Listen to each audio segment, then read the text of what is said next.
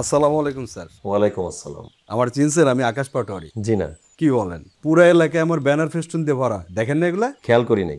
আচ্ছা আচ্ছা, শুনেন, আপনি আমার এলাকায় আসছেন, আপনাকে তো ফুলের শুভেচ্ছা দিয়ে স্বাগত জানাইতে হয়। এই ফুলের তোড়াটাতে স্যারের সাথে আমার সুন্দর করে একটা ছবি তুলবি, এটা কিন্তু আমি ফেসবুকে দিয়ে স্ট্যাটাস দিব স্যার। থ্যাংক ইউ ভাই, আমাকে ফুল দিয়ে বরণ করতে হবে না। আপনি হয়তো শুনেছেন যে আমি খুব সাধারণ একটা মানুষ।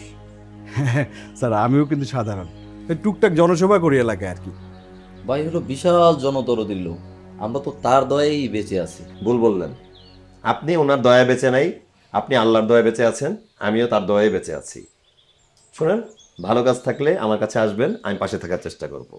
তবে দেশ বিরোধী, আইন বিরোধী, সমাজ বিরোধী, অবৈধ যে কোনো কাজ আর তেলবাজি করার জন্য আমার কাছে আসবেন না, আমি খুব লজ্জা পাবো। স্যার আপনার কথা যতই শুনতেছি মুগ্ধ হয়ে যাচ্ছি। চলেন আমরা দুই ভাই মিলে একটা ডিল ফাইনাল করি। এই আপনি আমার দিকে তাকাবেন, আমি আপনার দিকে, এই তাকাতাকির একটা বিজনেস আর কি। চলেন।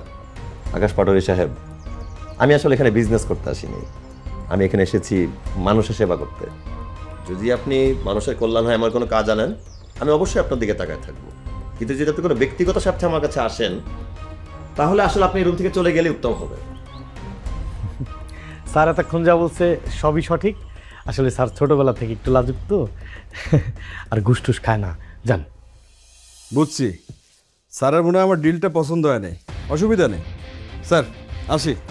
আসসালামু আলাইকুম। চল।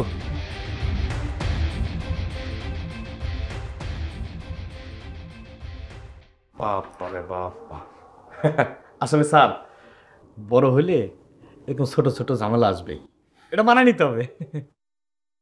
আসবো স্যার? হ্যাঁ হ্যাঁ, আসেন, বসেন।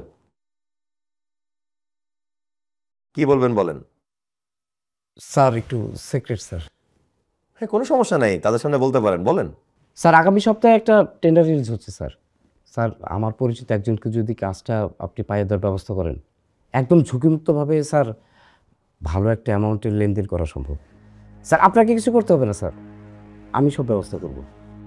দেখেন রিপন সাহেব, আমাকে অবৈধ প্রস্তাব দেওয়ার জন্য আপনাকে আইনে হাতে তুলে দিতে পারতাম, কিন্তু সেটা আমি করব না। আমি আপনাকে আরেকটা সুযোগ দিব, প্রত্যেকটা মানুষেরই সুযোগ পাওয়া উচিত। এইসব অবৈধ প্রস্তাব নিয়ে আমার কাছে আসবেন না, কোনো লাভ হবে না।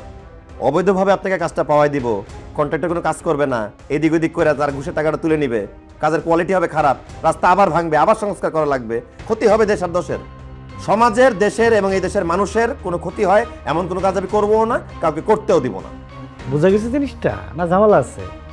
না বুঝতে পেরেছি স্যার, আপনার কথা শুনে খুব গর্ব হচ্ছে স্যার। আমার কথা শুনে গর্বিত হওয়ার কোনো দরকার নেই। আপনি দেশের এবং দশের জন্য ভালো কাজ করেন, যেন দেশের সবাই আপনাকে নিয়ে গর্ববোধ করে। বসে আছেন কেন? যান, ভালো কাজে ঝাঁপায় পড়েন। আর শোনেন, ভালো কাজে শান্তি আছে। ওয়ালাইকুম আসসালাম। কত ধরনের লোক যে আসবে যাবে স্যার, এইগুলি ঠান্ডা মাথায় কন্ট্রোল করা লাগবে। ওই যে স্যার যে মেলের কথা বললেন না, ওইটা তাহলে আপনি ওই মেল করে দেন, আর স্যারের চিনি স্যার একটা চা দিবের করেন। ঠিক আছে? হ্যাঁ, যান।